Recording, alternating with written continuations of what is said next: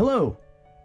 Today in this video, we'll be talking about what C# programming interfaces are. If you're anything like me, you may think an interface is some type of display with various input and output devices or controls, such as text boxes, buttons, pictures, etc. And in some scenarios, you'd be right. But as far as C# programming interfaces go, that's not correct.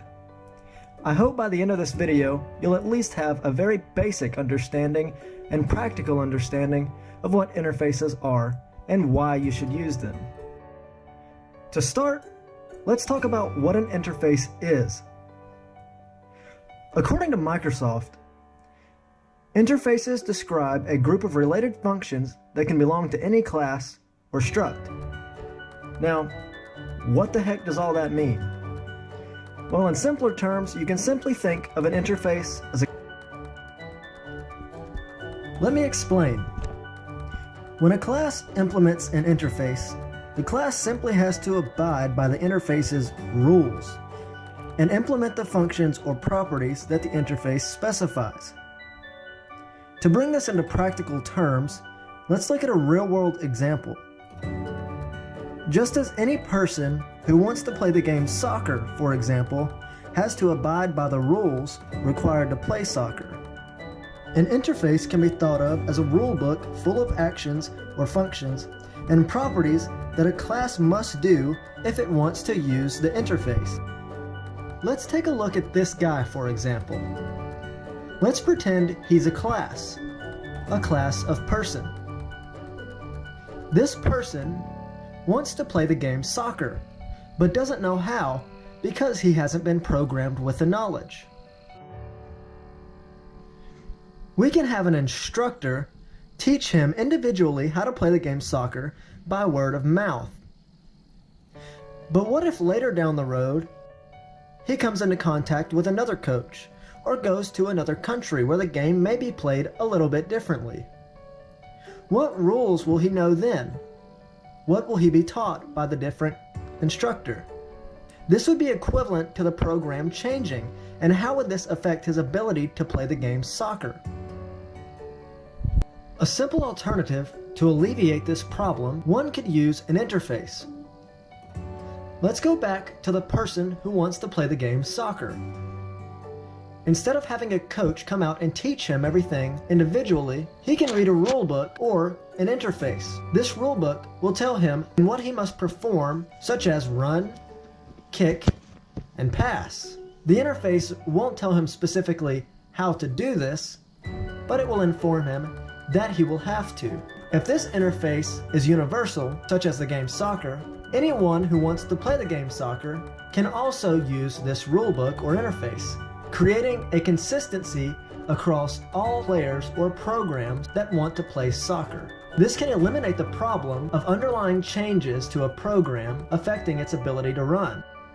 To restate, interfaces have no implementation code, only declaration code. An interface won't tell you how to do something, only what to do. If we look at the player that wants to play soccer, it won't tell him that he needs to run fast, or he needs to run slow, or he needs to run sideways, but only that he has to run. A short side note, because interfaces are meant to be like universal rulebooks for classes or programs, their functionalities and properties don't have access modifiers.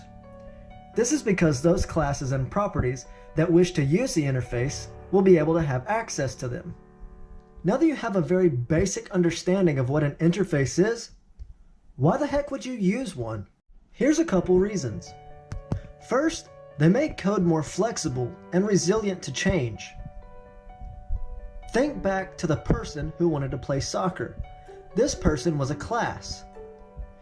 If an instructor or private coach would have came to him and specifically told him how to play the game soccer, and he were to go overseas and another instructor were to tell him how to play soccer a little bit differently, he may break.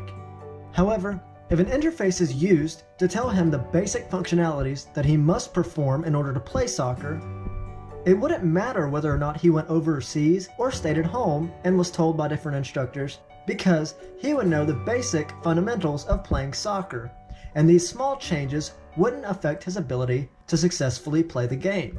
This goes for any other player or class that wants to play soccer. Because they use the interface, they don't need to know what it takes to run.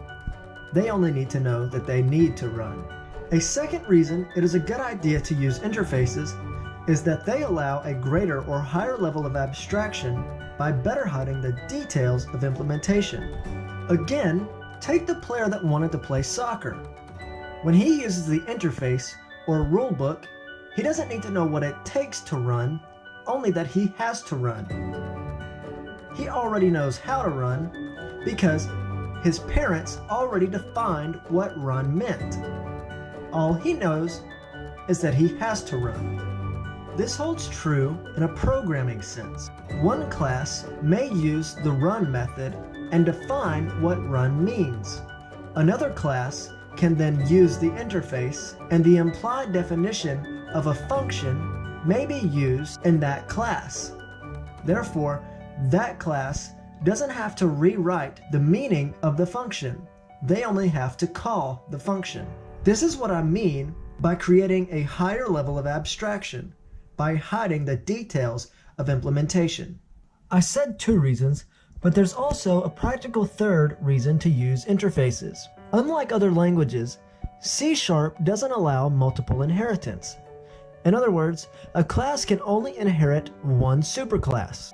A child class can use an interface as another means of sharing commonalities.